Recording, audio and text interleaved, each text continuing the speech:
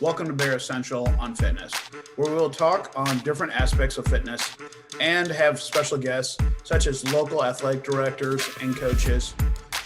Also be able to meet trainers and locally and nationally to get their expertise and their aspects on different sports as well as the training that they get. Thank you very much.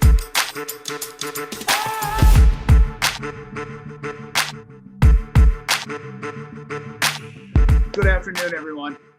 Coach Chris here from Bear Fitness Essentials. I have the pleasure today to interview a young lady. She has been able to go to college on basketball. Also, just happens to be the number one model for Jae Taft, his daughter, on every video he has done. So she's both an expert in her field when it comes to playing basketball, but also how to move better. Things that we're missing a lot. And she's managed, not only after she got out of college, to start working with kids and colleges on the recruitment side. So Jae, tell the audience a little bit about yourself. Hi, yeah, thanks, Chris, for having me on. I absolutely love doing podcasts. When you asked, I was like, yeah, let's do it. So a little bit about me is, like you said, I did play college basketball. I really worked hard at it my whole life. I knew that's all I wanted to do.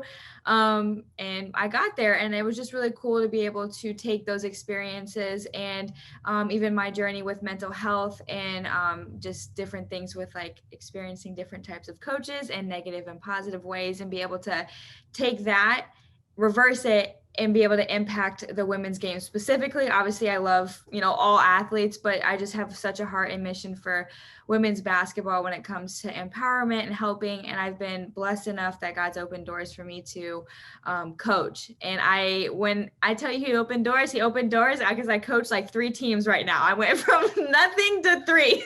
I see the pictures, but you're a busy girl.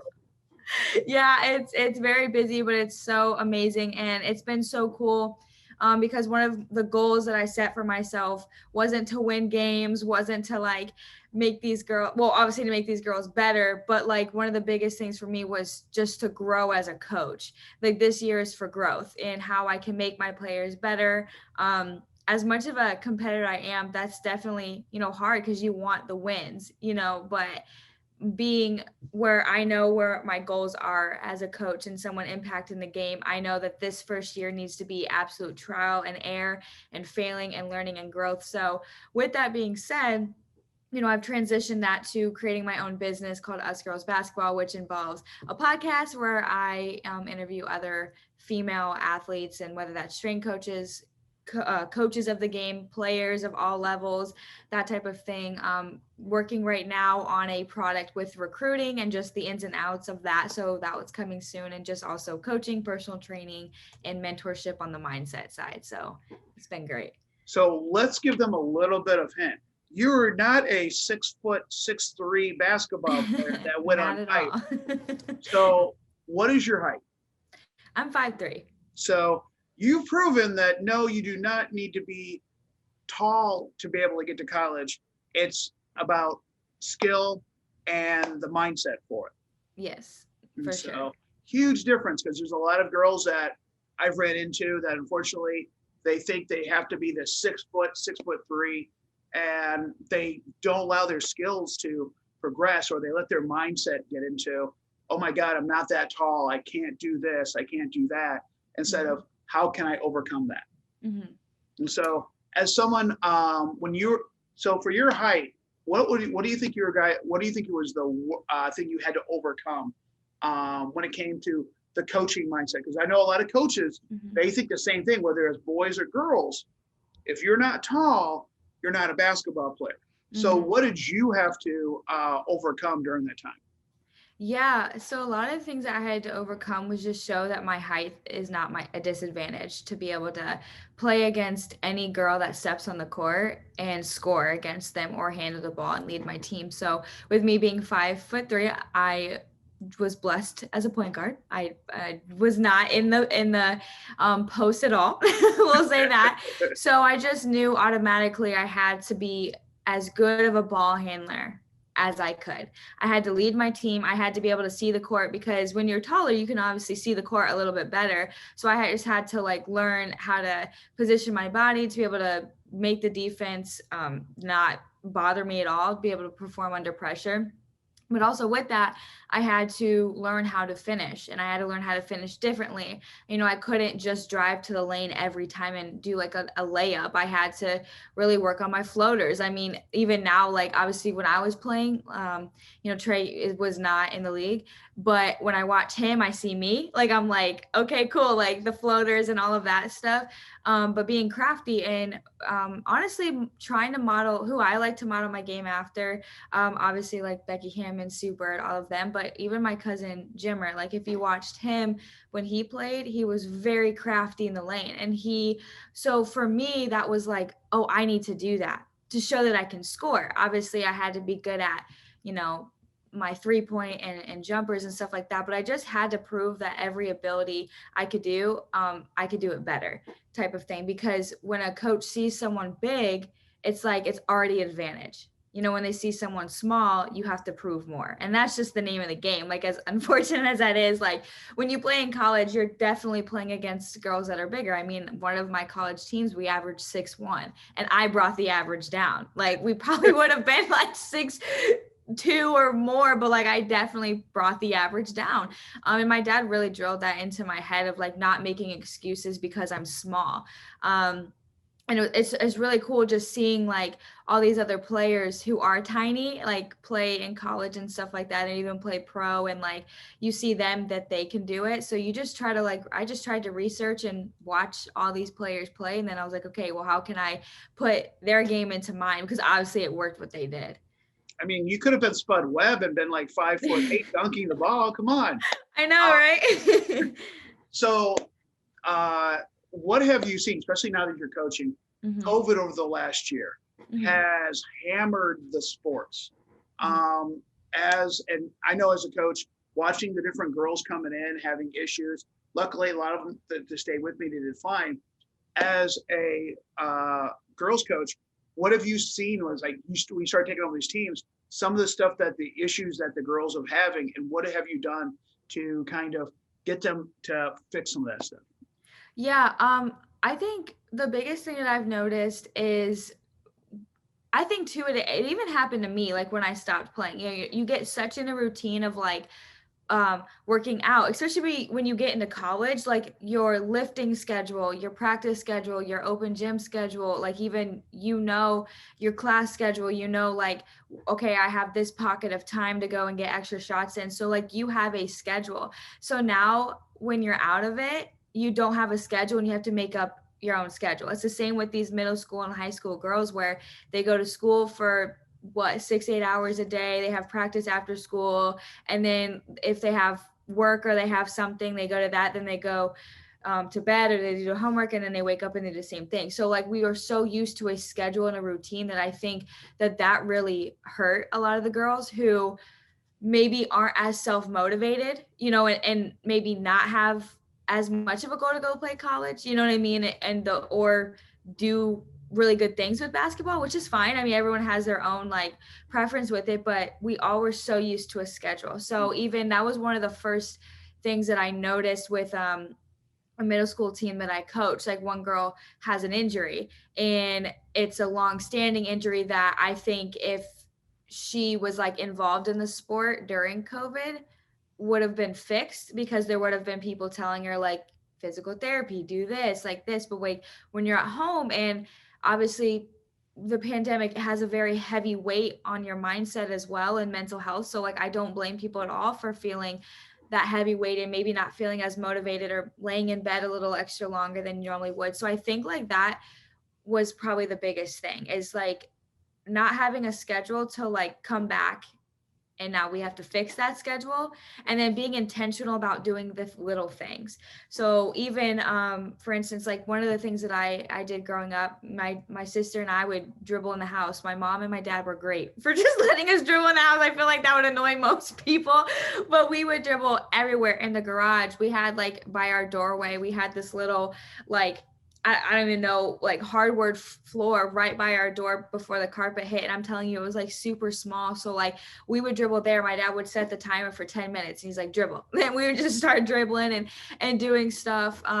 Obviously growing up in Indiana, it's cold. So like we couldn't go outside all the time and that, but it was just noticing that like a lot of these girls weren't doing that stuff, like making excuses for, well, I don't have a gym, so I can't do it. Where it's like, you're, the world is your gym, is like Yeah. what I like, just kind of go out and do what you need to do, or even if that's like a little ab workout, you put on a YouTube channel and do that, or you put on like a hit workout, or something just to get your blood flowing.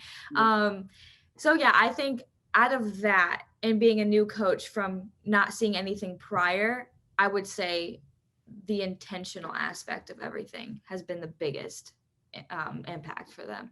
No, I completely agree. It's when they've gotten out of routine, it's then the bad part is also then the coaches, when they finally get into their cert, the coaches act like they've been doing stuff this whole time, Yeah. and they go right into the running into the, and then I've seen a lot of injuries for the, well, thankfully none of my kids have gotten injured that have been trained with me, but they're telling me, especially the girls, there's a lot having shin splints, having I mean, there's the I know the ACLs and meniscus, all those tears are up dramatically. Yeah. I mean, they're already bad enough for female athlete, but because of the downtime, like you said, they weren't doing a lot, and they weren't stretching, they weren't doing that, and then the coach goes right into the running, and bam, suddenly something gets torn.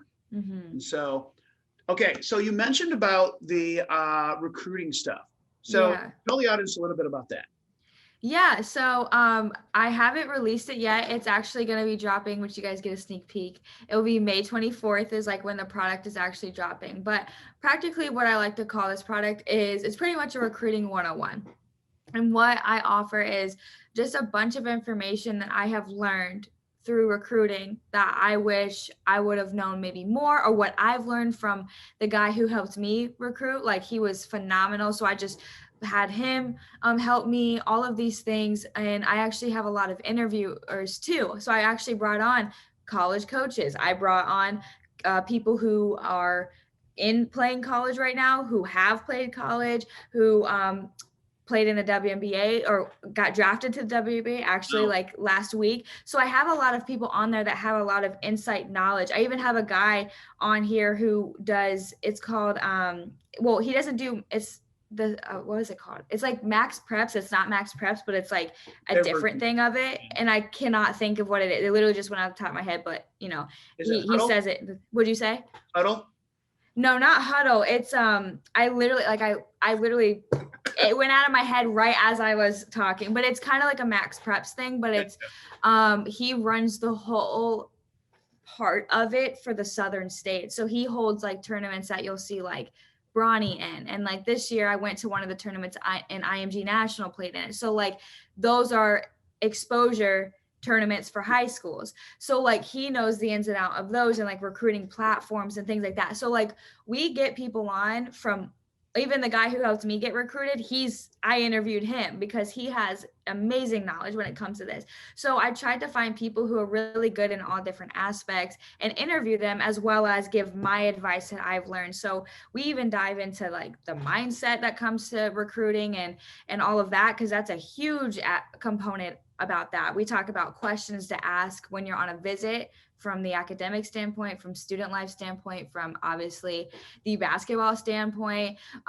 We talk about how to write an email or a letter to a coach. How should I, approach it? Like there's literally sample letters and templates for you just to kind of fill in and get your own taste of it. And then, eventually that will lead into, I would love to help people along their journey type of thing. So that's what it all entails without giving too much, but that's like a good, I guess, long elevator pitch on it. But it's definitely something where I'm really excited, and it's been on my heart for a while to do this, because I just have noticed like a lot of people needing help in this aspect. And even the first kid that I ever trained in Florida when I moved here, I remember the mom just being like, I just don't know what to do. Like, this is my first kid wanting to play in college. I've never been through it before. Like, no one else in my family knows what to do. I just don't know where to start. So my product is kind of like your starting point. Like, how do I get started in this recruiting game? Well, and since I've been a trainer, I understand exactly what you're saying. Is like hey, guess what? We're gonna have snow. Supposed to have snow next weekend on Tuesday in Indiana, by the way. Yeah, I'm glad I'm not there. uh, yeah, I know. But that's one of the biggest things is the recruiting aspect isn't the recruiting help for the coaches stuff like that. Unfortunately, isn't there. They don't. I don't think the coaches even understand the aspects of technology nowadays. It's Mm-hmm. like how much more has progressed. I know we've talked about social media, how now that is a big can affect how coaches in college look at you, Mm-hmm. as well as now with Corona, there's a lot that are using those. Yep. So um, so here's a question for you. When it comes to high school to college, Mm-hmm. what do you think was the biggest difference for you for playing? I mean, mindset, Yeah. playing as like going. What do you think was a big thing? Yeah, I think definitely the mindset aspect of it because that's something I got hit with. And I didn't know that I was going to get hit with it because if you asked everybody on my team, people who knew me in high school, they were like, Jay's super positive. You know what I mean? She's very energetic. She's positive. Like, yeah, of course, she's an athlete. She gets frustrated, but like, she's not like her mindset's in the right place. Little did I know it wasn't as much as I thought, like when I got there, because I definitely got hit with a lot of adversity when I got in. Like I got sick right off the bat with mono. So I was out for like, I think I was out for like 5 weeks, but it was like a crucial 5 weeks where like we were heading into season and Mhm. like games were starting. And then the system that we ran at my first college was a very unique system. So you definitely had to get used to it. So that really crucial part where I was supposed to get used to it, I wasn't. And that was really hard for me because I came in as the starting point guard as a freshman. Oh wow. So getting that taken away from me was very hard to deal with. I was just frustrated. I was letting a lot of things, I was letting the uncontrollables control me. That was the biggest thing that I had to overcome. Like by far, that was something I always dealt with, but I didn't realize how bad it was, or I was too stubborn to realize how bad it was until those moments. And my parents definitely called me out on it, which was a blessing in disguise.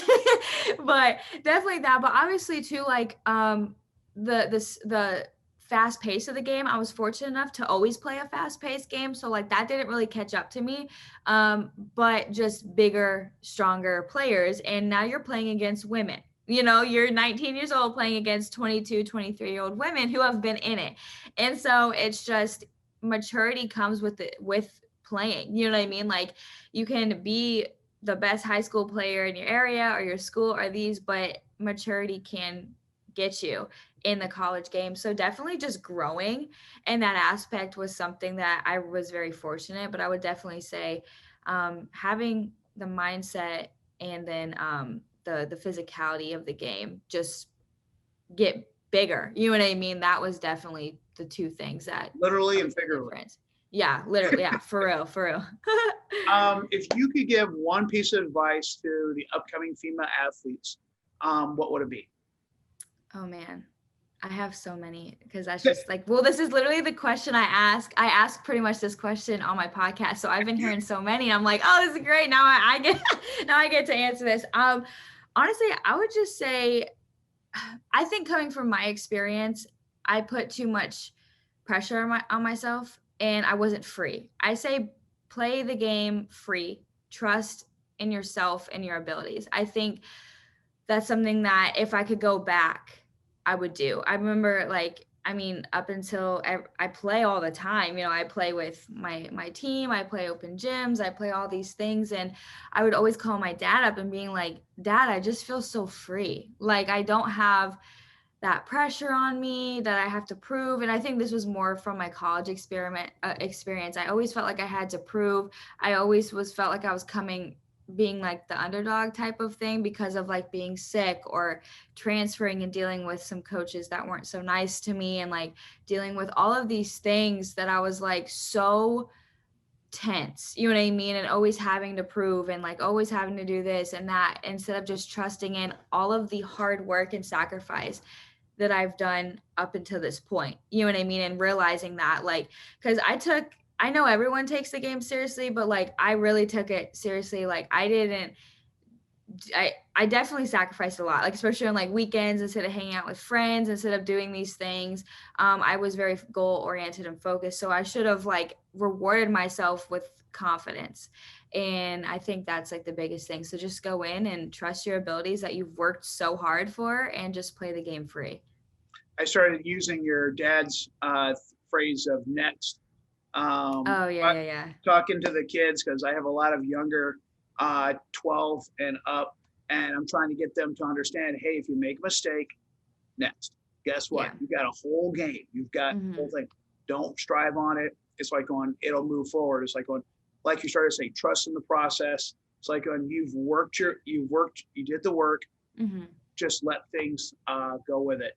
And we all make mistakes. Yes. Well, biggest thing is not to dwell on it. And like you said, I think that's one of the things, the not enjoying the time you can have is like going, and not be overwhelmed over and over again. Yeah. It's like you can get burned out when the best things you love, you eat the same thing over and over every single day. Eventually you're going to get sick. You can love the game, but if you have no other time to do something else, then especially to be a young teenage girl. Yeah. No, I agree. That's something that I definitely will say that as well, is something, the biggest thing that I preach. And one of my like sayings is like, you know, you're a basketball player, but that's not the only thing about you. I preach a lot about being the individual that God created you to be. So yeah, I play basketball, but like my ultimate purpose is not being a basketball player. The game is going to end. I always say the game will end for LeBron James one day, you know, even though he's like this huge basketball player and all this stuff, and that's what we really know him for. Well, he will stop playing at one point. So it's being able to find those hobbies. And that's where I've been fortunate, and I really figured it out now, that my like the balance that I need in my life, because, you know, being also a content creator and like a film major, like that's where I got my degree, and like I absolutely love that part of my passion and stuff. So I remember like being so on to basketball and like this, and then I was like feeling burnt out of basketball. So I'm like, oh well, maybe basketball's not for me anymore. Like when that door closed and college was over for me, I was like, well, maybe like that's not it. But I was also just so burnt out and done with the politics and done everything that I just ruined the game for me for that season. But then I realized now I feel like I have the perfect balance in my life for now of like, okay, I get to go to the gym and coach and be involved in basketball and do these cool basketball drills and like post about it. But I'm also on the side, I get to have my creative side and like help people film and take photos and edit videos, you know, and like kind of combine those worlds together. So I really like that point, Chris. I would say like basketball will be there, you know what I mean? You have practice every day, you can work out, like you can pick the ball up for 10 minutes a day, but like find something else that you're passionate about as well and explore that, because basketball will come to an end as a player. I mean, look at me, I'm coaching now, I'm doing things in the world of basketball, but I'm not a basketball player, you know? So definitely finding something like that to balance is awesome. Absolutely crucial. Hey, thank you very much for taking the time and talking to my audience today. Love the perspective that you brought. A lot of people don't look at different ways. I know work with a lot of basketball girls, and a lot of them are, like you said, they get very focused, and they get frustrated with themselves if they do something bad, and because that's all they think about. So showing a perspective of somebody who's gone through it all, and again, I hope they reach out to you, because you've got a lot of information and a lot of good stuff. So Jae, thank you very much. And thank you for being on today. Thanks, Chris. Thanks for having me. Thanks. Thank you for joining us for Bare Essentials on Fitness today. If you like it, subscribe to a podcast, as well as share it out to others that may be in the same interest. At any point in time, leave a question, hopefully we can get back to you and give you the information that you're looking for. Again, thank you very much. This is Coach Chris from Bear Fitness.